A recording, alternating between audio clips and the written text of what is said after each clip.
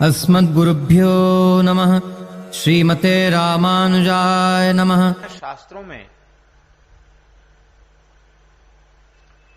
देव कृत्य की अपेक्षा पितृकृत्य को अत्यंत अत्यंत आवश्यक माना गया है। आप हमारी बात समझ रहे हैं कि नहीं? देवताओं का पूजन अर्चन आपकी सुविधा न बने, आप न भी कर पाओ तो आपको ज्यादा दोष नहीं लगेगा। गणपति, सूर्य, शिव, शक्ति, नारायण, इनके समय समय पर त्योहार उत्सव उपस्थित होते हैं। उन तिथियों पर इनका पूजन करना ही चाहिए। कथनचित आप नहीं कर पाते हैं देवाराधन, आपको दोष नहीं है। करें तो लाभ है, न करें तो उससे पाप नहीं लगेगा आपको। लेकिन यदि पितृकृत्य हम नहीं करते हैं तो हम निश्चित दोष के भागी होंगे, निश्चित दोष के भागी होंगे। इसलिए देव कृत्य से पितृकृत्य को आवश्यक माना गया। महाभारत में एक बड़ा सुंदर प्रकरण है महाराज जी। महाभारत में भगवान नारायण गंधमादन पर्वत पर, जिस पर्वत के शिखर पर भगवान बद्री नारायण विराजमान है, भगवान नारायण बद्री का आश्रम में स्वयं श्राद्ध कर रहे थे। नारद जी को बड़ा कौतूहल हुआ। नारद जी उपस्थित हो गए, ब्रह्मा जी, शंकर जी, देवराज इंद्र, सभी ऋषि मुनि महात्मा सब उपस्थित हो गए। सबको लगा कि ये नया काम शुरू कर दिया भगवान ने, ये किसका अर्चन कर रहे हैं, क्या कर रहे हैं। तो भगवान से पूछा कि आप क्या कर रहे हो? तो भगवान ने कहा कि मैं श्राद्ध कर रहा हूं। क्या कहा भगवान ने? पितरों का श्राद्ध कर रहा हूं। तब पूछा कि श्राद्ध की विधि क्या है? तो भगवान स्वयं श्राद्ध की विधि का उपदेश करते हैं। तो बोले आपका पिता कौन है? भाई श्राद्ध में पिता, पितामह, प्रपितामह, मातामह, प्रमातामह, वृद्ध प्रमातामह। पिता का तर्पण श्राद्ध, पिता के पिता का तर्पण श्राद्ध, पिता के पिता के पिता का, बाबा परदादा का, पिता का, दादा का, परदादा का श्राद्ध तर्पण किया जाता है। नाना का, परनाना का और उनके भी पिता का, 3 पीढ़ियों का, माता के कुल का, 3 पीढ़ियों का पिता के कुल का श्राद्ध किया जाता है। तो पूछा कि आपका पिता पितामह कौन है? भगवान बोले मैं स्वयं ही पिता भी हूं, पितामह भी हूं और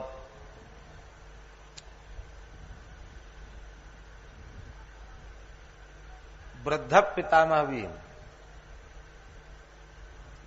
और स्वयं का मातामह भी हूं, प्रमातामह हूं, वृद्ध प्रमातामह भी हूं।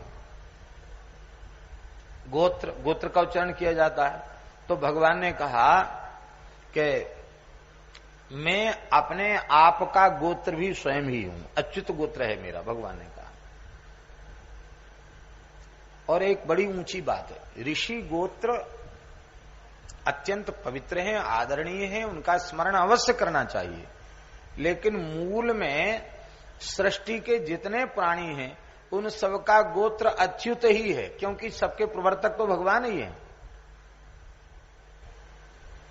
इसलिए हमारे यहां विशेषकर विरक्त वैष्णवों में अच्युत गोत्र हो जाते हैं, गोत्र का त्याग नहीं है, अपने मूल गोत्र में वापसी है। सारे प्राणियों का मूल गोत्र अच्युत ही है, उसको स्वीकार कर। सब बड़े प्रसन्न हुए। तो भगवान ने कहा कि मैं इसलिए कर रहा हूं कि यद्यदाचरते श्रेष्ठ तदेवेतरो जना, श्रेष्ठ पुरुष जैसा आचरण करते उनको देख करके तो श्राद्ध कर्म के प्रवर्तन के निमित्त मैं अत्यंत श्रद्धा पूर्वक इस श्राद्ध तर्पण आदि के कृत्य को संपादित कर रहा हूं। और महाभारत में लिखा कि तब से सबने भगवान से इस प्रेरणा को प्राप्त किया। और देखो, सबके पितर भगवान ही हैं। यहां अच्छे वैदिक ब्राह्मण विराजमान हैं। आचार्य जी आरंभ के दिन से ही बटुकों के साथ यहां बैठकर कथा श्रवण कर रहे हैं। और लुधियाना जैसी धरती पर वैदिक धर्म की रक्षा के लिए, विप्रत्व की रक्षा के लिए आप कटिबद्ध होकर के अनेक कष्टों को सहकर भी, अनेक प्रकार की परेशानियों को सहकर भी, अभावों को सहकर भी और इस कार्य में लगे हुए हैं।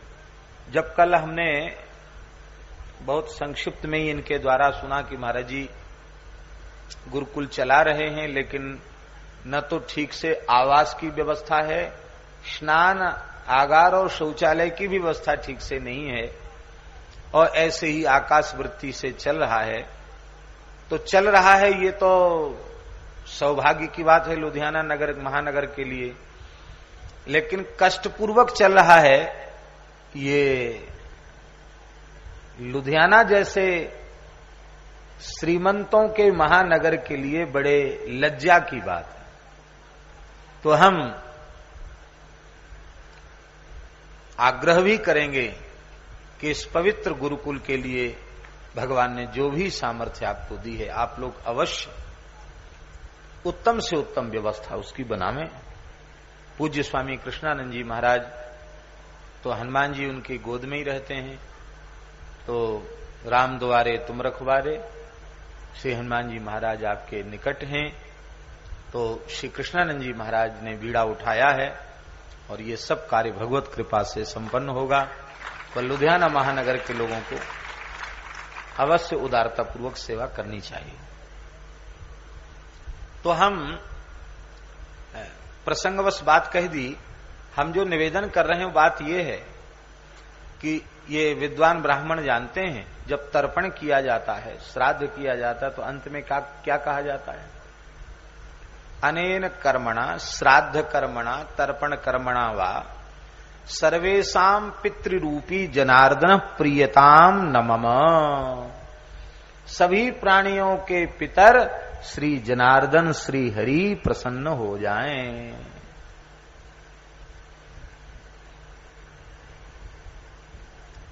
जीव कर्म के अनुसार विभिन्न योनियों में, विभिन्न लोकों में जाता है, विभिन्न शरीरों को प्राप्त करता है। और जब इन पितृपक्ष के 16 दिन तक कोई श्रद्धा पूर्वक अपने पितरों को नित्य जलांजलि देता है, उनकी तिथियां आने पर श्रद्धा पूर्वक श्राद्ध करता है, तो उन लोकों में, उन शरीरों में प्राप्त जो उसके पितर हैं, यहां से उनको जलदान जब किया जाता है तो उनको तृप्ति प्राप्त होती है। और जब वे तृप्त होते हैं, आनंदित होते हैं, तो अपने वंशजों को अत्यंत प्रसन्न होकर आशीर्वाद देते हैं। उन पितृगणों के आशीर्वाद से घर में आधि, व्याधि, क्लेश, महामारी, उपद्रव आदि का शमन होता है और सब प्रकार की सुख समृद्धि प्राप्त होती है। गृहस्थ व्यक्ति के जीवन में भयंकर विपत्ति, संकट, पुत्रहीनता, धनहीनता और व्यापार में घाटा आदि जो भी संकट हैं, वे संकट पितरों के कोप से ही उपस्थित होते हैं, ऐसा हमारे शास्त्रों में लिखा है। और इस समय सबसे अधिक उपेक्षा यदि किसी कृत्य की है तो पितृकृत्य की है। मरने के बाद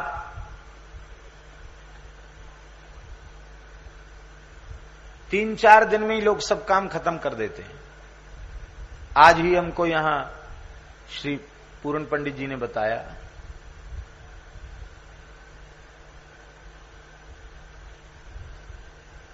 आपने तो बताया 4 दिन में ही सब, पंजाब में ऐसा सुनने में आया, और भी जगह लोग करने लगे, 4 दिन में ही सब खत्म। इतना ज्यादा फुर्सत नहीं है।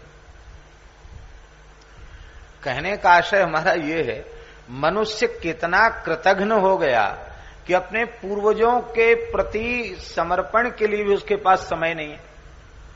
अरे बिना 10 गात्र के, बिना द्वादशाह त्रयोदशाह के सूतक की निवृत्ति ही नहीं होगी। जिनके वारिस हम बनते हैं, जिनकी संपत्ति को हम भोगने के उत्तराधिकारी बनते हैं, क्या उनके निमित्त कुछ करना हमारा कर्तव्य नहीं है क्या? केवल पैदा होने मात्र से कोई पुत्र नहीं होता है। लिख लो इस बात को। पुत्र कहते किसको हैं? आपने कभी सुना गधे का पुत्र, सुवरिया का पुत्र सुना आपने? कुत्ते का पुत्र सुना आपने? बिल्ली का पुत्र सुना आपने? कहते हैं क्या? क्या कहते हैं? बच्चा। गधे का बच्चा, सुअर का बच्चा, पुत्र नहीं कहते उसको लोक भाषा में। अब लोग पूछते नहीं कितने पुत्र हैं, लोग पूछते हैं कितने बच्चे हैं। क्या पूछते हैं? कितने बच्चे हैं? अरे भाई, मनुष्य के बच्चे नहीं होते, उसके पुत्र होते हैं। पुत्र किसको कहते हैं? पैदा होने से कोई पुत्र नहीं होता। पुत्र कहते किसको हैं? जीवतो वाक्य करणात् क्षयाहे भूरि भोजनात् गया पिंड प्रदानाच्च त्रिभिः पुत्रस्य पुत्रता। भगवान व्यास का वचन है, गरुड़ पुराण का। 3 काम करे तो पुत्र। जब तक माता पिता जीवित हों, श्रद्धा पूर्वक उनकी सेवा करे और उनकी प्रत्येक आज्ञा का पालन करे। श्रद्धा पूर्वक आज्ञा का पालन करे। और जब सेवा शुश्रूषा प्राप्त करके सुखपूर्वक वे अपने देह का त्याग कर दें, तो शास्त्र विधि से उनका संपूर्ण और्ध्वदैहिक कृत्य करे, अंत्येष्टि करे, दशगात्र, एकादशाह आदि कृत्य संपन्न करे और पवित्र ब्राह्मणों को भोजन कराए। फिर सपिंडीकरण करे और सपिंडीकरण के पश्चात फिर गया में जाकर विधिवत श्राद्ध करे उनके निमित्त। ये 3 काम करे तो शास्त्र की दृष्टि से वह पुत्र कहलाने का अधिकारी है, और 3 काम नहीं करे तो वो पुत्र कहलाने का अधिकारी नहीं है।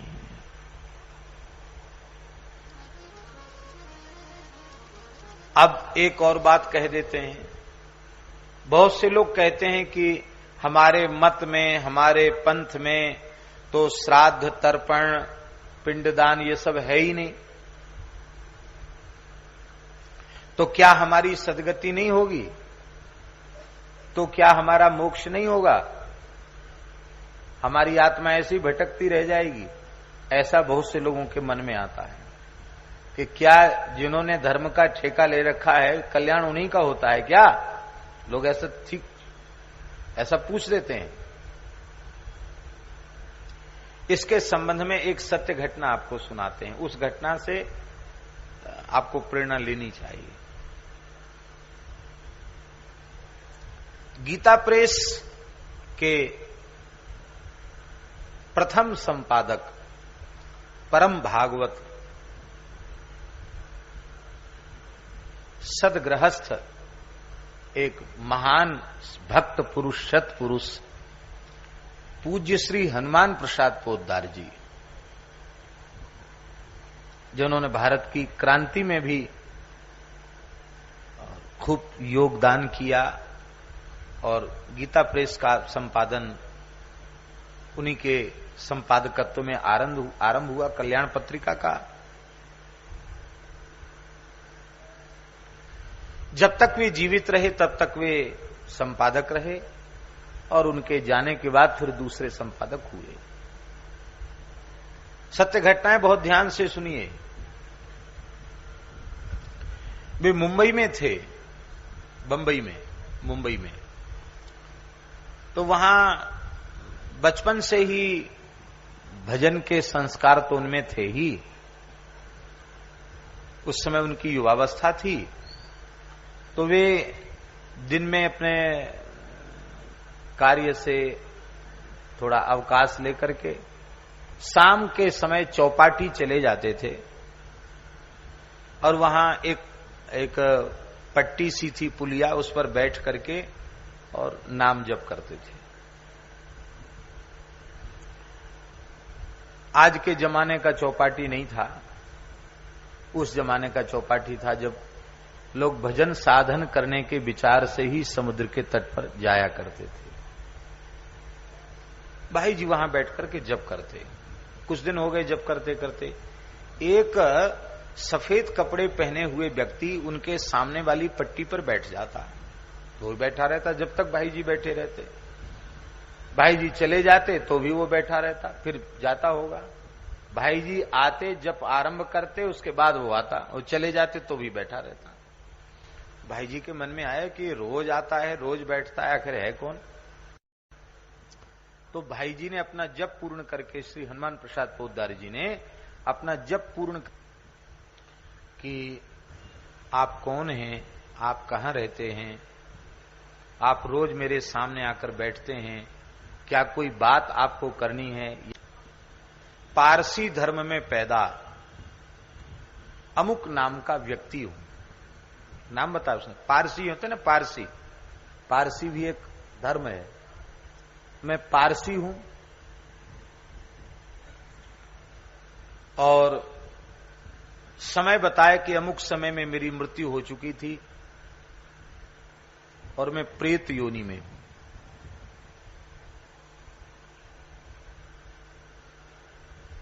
तो भाई जी ने कहा कि अब तक आपने बताया क्यों नहीं। तो उसने कहा कि हम प्रेतों में भी सबकी बोलने की शक्ति नहीं होती, मुझे भी बोलने की शक्ति नहीं थी, पर आप जैसे पुण्यात्मा व्यक्ति ने अपनी ओर से हमसे पूछा, आपकी वाणी हमारे पास तक पहुंची, इससे मेरे पाप कम हुए और मुझे बोलने की शक्ति आ गई। मैं तो भूल चुका था अपने आप को, पर अब मुझे सब याद आ गया। सारी बात उसने बताई। पोद्दार जी को बड़ी उत्सुकता जगी। उन्होंने कहा कि तुम्हारी इस समय स्थिति क्या है। वह फूट फूट कर रोने लगा और उसने कहा, बाबू आपको क्या बतावें, इस प्रेत योनि से भयंकर पीड़ा और किसी शरीर में नहीं होती। मैं अत्यधिक पीड़ा का, कष्ट का अनुभव कर रहा हूं, बहुत दुखी हूं। तो भाई जी ने पूछा कि तुम क्यों प्रेत हुए, प्रेत होने का कारण। तो उस व्यक्ति ने कहा कि हमारे धर्म में अंत्येष्टि की पद्धति नहीं है, हमारी अंत्येष्टि नहीं हुई, हमारा पिंडदान नहीं हुआ, हमारा दशगात्र नहीं हुआ, एकादशाह नहीं हुआ, मेरे निमित्त कोई श्राद्ध तर्पण भी नहीं हुआ, मेरे निमित्त ब्राह्मण भोजन भी नहीं हुआ, बस इसी कारण से मैं प्रेत योनि में भटक रहा हूं। उस व्यक्ति ने कहा, महाराज जी। तब भाई जी ने फिर उससे पूछा कि आपके यहां तो केवल आप ही नहीं, तमाम लोग हैं, आपकी परंपरा में तो ये सब है ही नहीं, तो क्या सब इसी गति को जाते हैं। तो उस पारसी व्यक्ति ने कहा, जन्म लेने के पहले भी सब सनातनी हैं और मरने के बाद भी सब सनातनी हैं।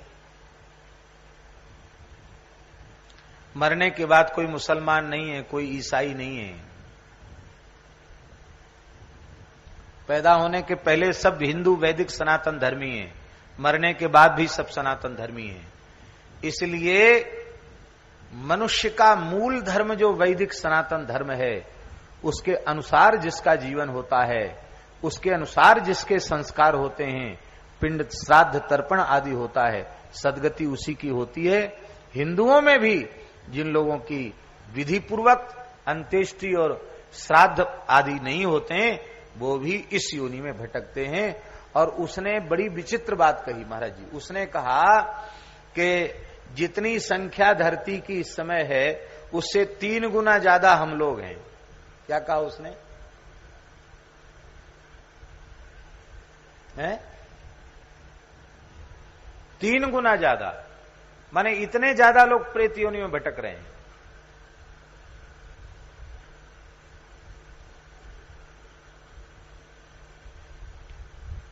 बड़ा लंबा संवाद है, भाई जी ने खूब उससे चर्चा की। अंत में भाई जी ने कहा कि तुम यहां आकर बैठते क्यों थे? तो महाराज जी उसने बड़ी प्यारी बात कही। उसने कहा कि मैं जलता रहता हूं, बहुत बेचैन रहता हूं, पर तुम नाम जप करते हो, तुम्हारे सामने बैठने से मुझे बहुत ठंडक मिलती, शांति मिलती, इसलिए मैं तुम्हारे सामने बैठता हूं। तो भाई जी ने कहा कि तुम मेरे सामने आते ही क्यों हो? उसने कहा हम प्रेत योनि में पड़े हुए जीव अनुभव कर लेते हैं कि हमारा उद्धार कहां हो सकता है, हम अपने उद्धार के लिए आपके पास आए। भाई जी की अवस्था ज्यादा नहीं थी, 20-25 साल के थे। भाई जी ने कहा तो मैं क्या कर सकता हूं आपके उद्धार के लिए? तब उसने कहा किसी पवित्र त्रिकाल संध्योपासन संपन्न पवित्र सदाचारी ब्राह्मण को मेरे निमित्त आप गयाजी भेजें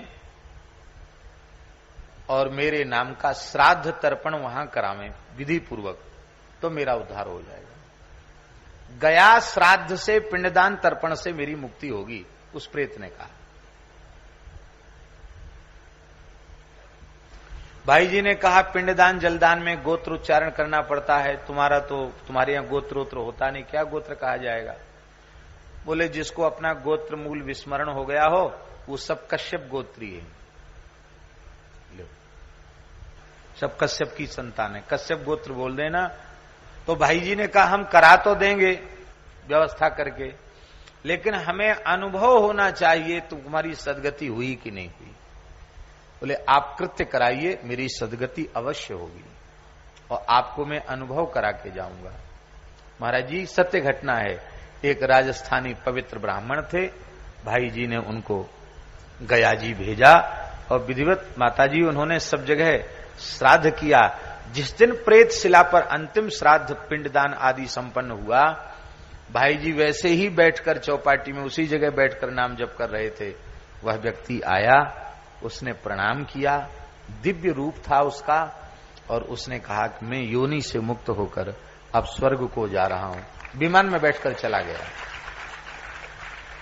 ये कपोल कल्पना नहीं है, भाई जी के जीवन की जुड़ी हुई घटना, श्राद्ध की। हम आपको क्या कहें, पता नहीं कितनी घटनाएं ऐसी। एक वृंदावन की घटना,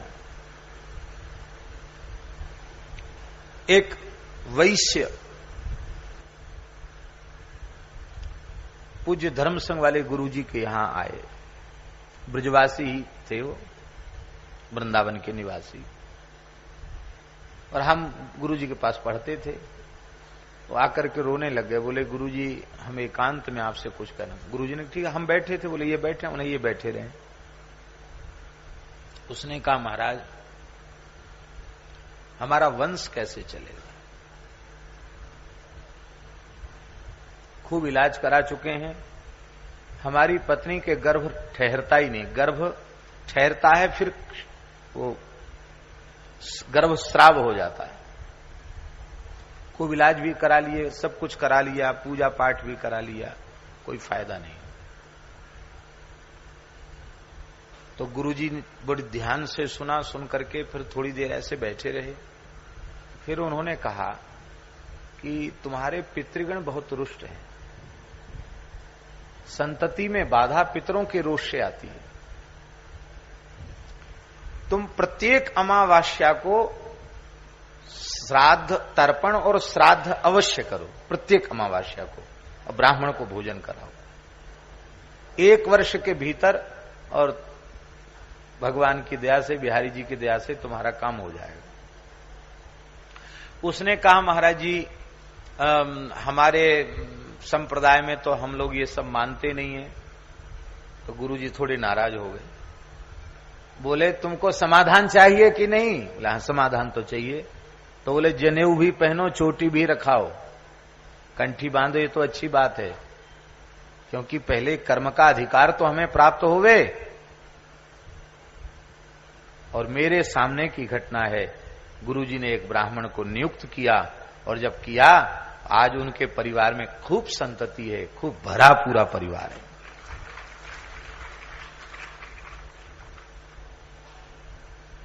श्राद्ध कर्म का लोप मत करो। ब्राह्मणों के लिए भी हमारी बड़ी विनम्र प्रार्थना है। स्वपाकी च यतिर्नष्टः परपाकी च ब्राह्मण। स्वपाकी यति नष्ट हो जाता है। वो इसलिए ऐसा कहा गया कि वो बनाने खाने की छूट उसको दी जाएगी, खूब चकाचक घी तेल मिर्च मसाला बना बनाकर पकवान व्यंजन खाएगा, तो कहां से भजन बनेगा उसका।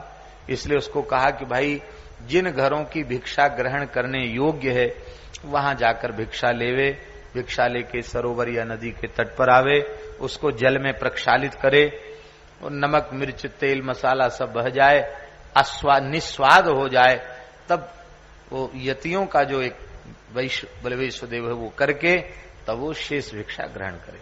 ये उसके लिए विधि।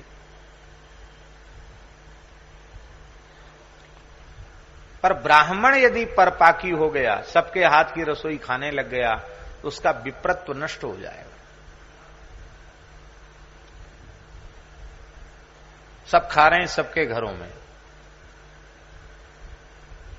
क्या कमाई है, क्या इनके घर में चौका चूल्हा पवित्र है कि नहीं, अखाद्य अपेय घरों में आता है और उनके घरों में भोजन कर रहे हैं। कैसे हमारा विप्रत्व सुरक्षित होगा, कैसे हमारे संस्कार सुरक्षित होंगे।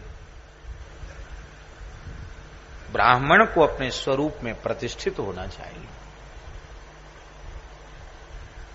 आज हम अपने धर्म की उपेक्षा कर रहे हैं, सदाचार की उपेक्षा कर रहे हैं, तो आज हमारी भी उपेक्षा हो रही है। धर्मो रक्षति रक्षिता। हम अपने धर्म की रक्षा करेंगे, धर्म हमारी रक्षा करेगा।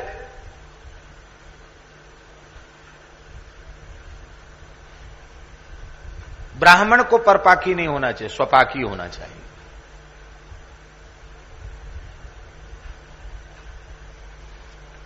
अब रही श्राद्ध की बात, बहुत ध्यान से सुने। यद्यपि लाइव कथाएं इस तरह की बातें कही नहीं जाती हैं, फिर भी कह रहे हैं, क्योंकि इन सब बातों को अब न कोई सोचने वाला है प्रायः, और न कोई सुनने वाला है। फिर भी कोई एक व्यक्ति भी यदि स्वीकार करेगा तो उससे धर्म की रक्षा हो जाएगी। एक व्यक्ति के मन में भी ये संस्कार जगेंगे, उससे धर्म संरक्षित होगा। जिस ब्राह्मण को श्राद्ध में निमंत्रित किया जाए, एक दिन पूर्व निमंत्रित करना चाहिए। उस ब्राह्मण को एक दिन पूर्व रात्रि का भोजन त्याग देना चाहिए, क्योंकि पितरों का पितृकर्म के निमंत्रण के लिए पितरों की आत्मा, पितरों की चेतना उसमें प्रविष्ट हो जाती ब्राह्मण में। अब वो पितृरूपी ही हो जाता है। श्राद्धे कुर्यान्न विस्तरम, श्राद्ध में विस्तार नहीं करना चाहिए। एक ब्राह्मण या 3 ब्राह्मण, इससे अधिक जीवाना नहीं चाहिए। सुपात्र ब्राह्मण उपलब्ध न होवे तो यहां तक विधि है, अपना पुत्र यदि सुपात्र ब्राह्मण का है और दूसरा उतना सुपात्र नहीं, उसको संकल्प करके पवा दो। वो भी उपलब्ध नहीं, स्वयं के लिए संकल्प करके श्राद्ध कर लो, पालो, उससे भी तृप्ति हो जाएगी। पर श्राद्ध में अपात्र को भोजन नहीं कराना, सुपात्र को भोजन कराना। पात्र की परिभाषा क्या है? आप ग्रंथों को पढ़िए, देखिए, तो सब बात आपकी समझ में आ जाएगी। पात्र की परिभाषा क्या है? तो उस ब्राह्मण में पितृगणों का निवास हो गया। अब उसको एक दिन पहले से ही संयम सदाचार का पालन करना चाहिए, स्त्री का स्पर्श नहीं करना चाहिए। दूसरे दिन वह निमंत्रित होकर के पहुंचे तो द्वार पर ही उसका पाद प्रक्षालन होना चाहिए। फिर हमारे पितृगण ही आ रहे हैं, इस भाव से बहुत आदर पूर्वक उनको लेकर के बिठाकर उनका पूजन करके फिर रुचि पूर्वक उनको जिमाना चाहिए। वस्त्र, तांबूल, दक्षिणा आदि देनी चाहिए। फिर ब्राह्मण को दूसरी जगह भोजन नहीं करना, रात को ब्यारू नहीं करनी, सवेरे बाल भोग नहीं करना, फिर रात्रि को फिर ब्यारू नहीं करनी, और श्राद्ध भोजन करने के बाद वह देवकृत्य करने का अधिकारी नहीं है, उसे 1100 गायत्री का जप करना होगा। एक बार श्राद्ध खा के 1100 गायत्री जपे, तब दूसरे दिन पुनः वह पवित्र होगा।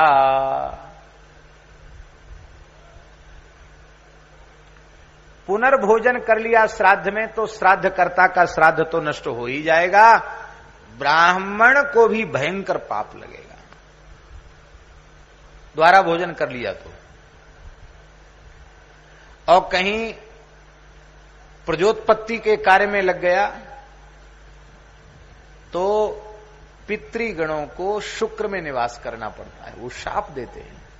इसलिए बहुत उत्तम पक्ष है कि पवित्र ब्राह्मण को श्राद्ध में एक दिन पूर्व अपने घर पर ही निमंत्रित करे, उनको वहीं विश्राम करावे, दूसरे दिन विधिवत श्राद्ध तर्पण आदि करके उनको भोजन करावे, और इतनी दक्षिणा दे कि उन बेचारों को लालच के कारण फिर इधर उधर अपनी प्रवृत्ति को चलाने के लिए कि चलो कोई बात नहीं, करे दिन आ गए हैं, श्राद्ध के दिन आ गए, चलो 10 न्योते हो गए तो कम से कम 100 रुपए भी दक्षिणा होगा तो 1000 रुपया हो जाएगा।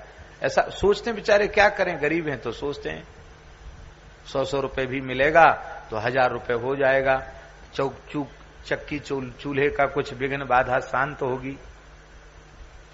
इतना अधिक सत्कार सम्मान करो कि उस ब्राह्मण को किसी दूसरे के यहां खाने की इच्छा ही उत्पन्न, इसलिए इतना भोजन कराया जाता श्राद्ध में कि उसको इतना तृप्त होके खा ले कि ब्यारू तो कर ही न सके, और दूसरे दिन भी उसको बाल भोग करने की इच्छा न हो, फिर राजभोग करे, दोपहर का भोजन करे।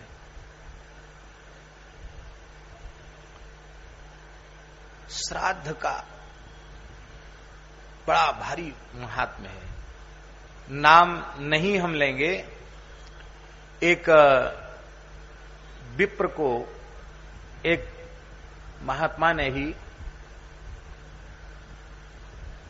श्राद्ध की तिथि पितृपक्ष था, तो उसने कहा, महात्मा ने ही कहा कि और तो कोई नहीं, आप खा लीजिए श्राद्ध। तो उसके मन में विचार आया कि चलो कोई बात नहीं, महात्मा हैं कह रहे हैं तो खा लेते हैं, खा लिया। तो उसी दिन रात्रि में वो जिन्होंने श्राद्ध खाया था उन्हें उनके पिताजी का दर्शन हुआ। अब उन्होंने तो उनके पिताजी को देखा नहीं था,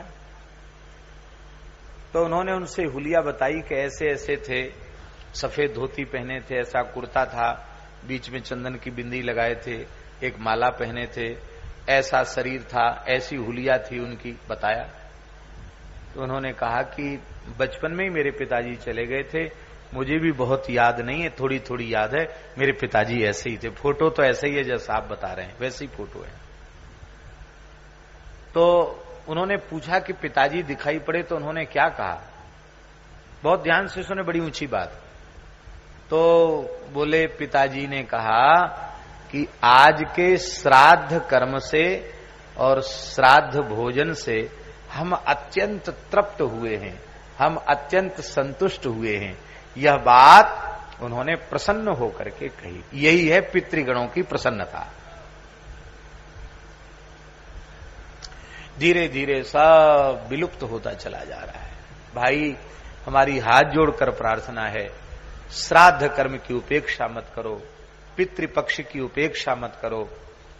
अपने पिता की तिथि वर्ष में आवे तो वार्षिक, इस पितृपक्ष में तिथि आवे तो उस तिथि पर श्राद्ध करो और हृदय से उनके मंगल की, कल्याण की कामना करो, उसका लाभ आपको मिलेगा। हमारे यहां सब जगह पितरों की, देखिए जन्म हुआ तो नांदीमुख श्राद्ध, यज्ञोपवीत हुआ तो नांदीमुख श्राद्ध, विवाह संस्कार में राम जी नांदीमुख श्राद्ध करके तब विवाह मंडप में प्रवेश कर रहे हैं। प्रत्येक अवसर पर हमें अपने पितरों को नहीं भूलना है। उस समय भी श्राद्ध है, विवाह के समय भी, वो नांदी श्राद्ध कहते उसको, आनंद के अवसर का श्राद्ध कहते। बोलो भक्तवत्सल भगवान की। तो इस समय पितृपक्ष चल रहा है, आप लोगों को श्राद्ध तर्पण आदि भी यथासाध्य अवश्य करना चाहिए।